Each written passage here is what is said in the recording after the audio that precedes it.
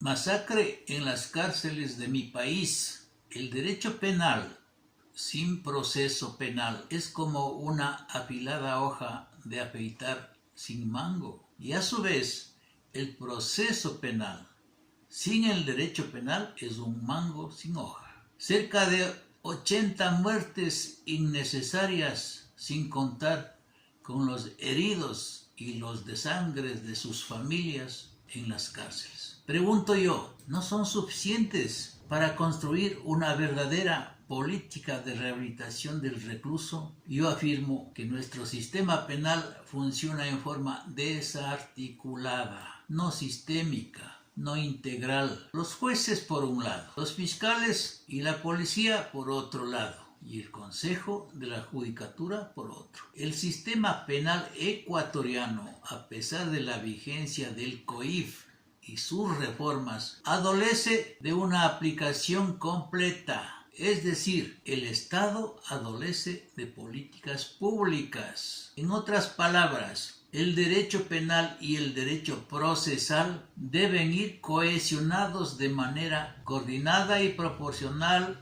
al avance de los tiempos y de las realidades de los delitos en las leyes o reformas al sistema carcelario. No solo con mejoras en infraestructura carcelaria o estados de emergencia o excepción forzados, sino con rehabilitación del recluso, porque caso contrario, todas las garantías y los buenos propósitos previstos en nuestra Constitución se van a pique y la delincuencia común y de cuello blanco se imponen al incipiente manejo y control del poder punitivo del Estado ecuatoriano, generando más impunidad, corrupción y muertes innecesarias. Allí está un ejemplo de lo que nunca debió suceder. Ecuador transformado en un estado gobernado por mafias. En la masacre de las cárceles en Turi,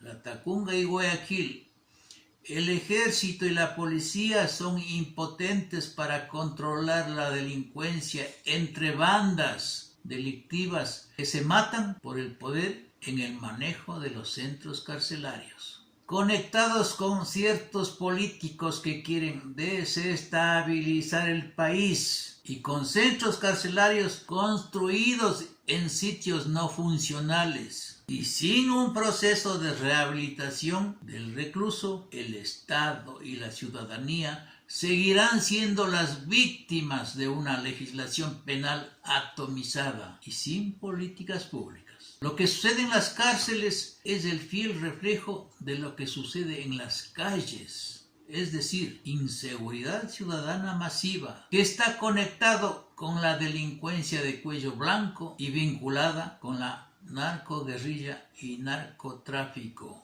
Los estados de emergencia y de excepción carcelaria nunca funcionarán por la inexistencia de políticas públicas. Y para que se pueda manejar el poder punitivo del Estado, las siguientes son las políticas públicas que tienen que aprobarse en el gobierno que venga. Primero, política urbanística real. Existe un crecimiento incontrolado en la urbe con asentamientos e invasiones sin planificación municipal y son focos del incremento de delitos comunes. Los proyectos del Hábitat 1, 2 y 3 fueron un fracaso por falta de presupuestos. 2. Política educativa en valores en favor de la gente joven y en especial de la delincuencia juvenil. 3. Política de empleo. El 45% de ecuatorianos está en el subempleo o en la informalidad, que está vinculada con la delincuencia común. 4. Política sanitaria. Faltan organismos de asistencia social, agravadas con la pandemia que han destruido tanto el sistema de salud del IES como del Ministerio de Salud Pública. Hay que cambiar el modelo curativo a un modelo preventivo. 5. Política policial.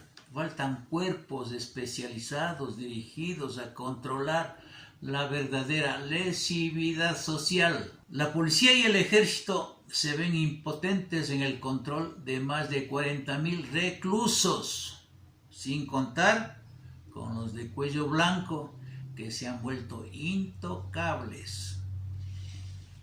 6. Política judicial. No existe independencia en la administración de justicia. Demasiadas leyes penales en blanco. Abuso de las medidas preventivas. Manejo inorgánico de la flagrancia.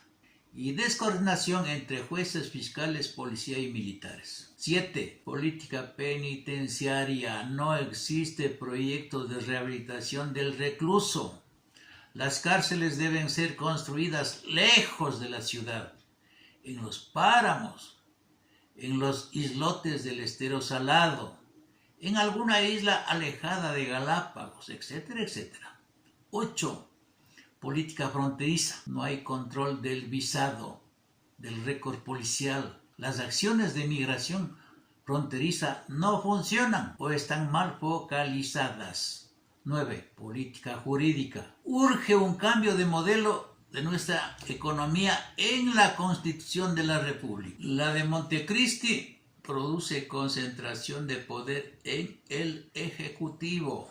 Y naturalmente, la revisión de penas en ciertos delitos en el COIF. En conclusión, si estas políticas no se cumplen, los estados de excepción o de emergencia carcelaria no sirven y los amotinamientos, sicariatos, homicidios, violencia familiar, suicidios, guerra de pandillas y el sistema electoral trucado, etcétera, etcétera, destruirán a la nación ecuatoriana y un gobierno débil de salida que se aprovecha de los estados de excepción para el desvío de recursos es criminal. Como profesional del derecho, mi obligación es exhortar al Estado ecuatoriano a que utilice los mecanismos jurídicos necesarios establecidos en las leyes e instrumentos internacionales para garantizar los derechos humanos y frenar esta descomposición social heredada de gobiernos anteriores, de grupos políticos y líderes populistas que tratan de propiciar golpes de Estado. Fuentes consultadas, el extracto fue ya publicado en la página web Desde mi trinchera. Soy el doctor Manuel Pozo Zumárraga, un profesional del derecho sin vinculación político-partidista alguna. Muchas gracias, ecuatorianos. Febrero 23 del 2021. Revista Nadie es profeta en su propia tierra. Doctor Manuel Pozo Zumárraga. Es un compendio de 30 libros, más de 150 videos, revistas y artículos de opinión desde 1974 al 2020 en temas de derecho, política pública, seguridad social y adultos mayores, asesoramiento en demandas contra el Estado y la administración pública en materia laboral, contencioso administrativa y constitucional. Direcciones: Juan Bernardo León 278 y Nicolás Arteta, Quito, 2 de marzo 11:33 y Sucre a Tuntaqui. Teléfonos de contacto 0992 93 27 98, 0995 06 37 09, 0629 06 68 4.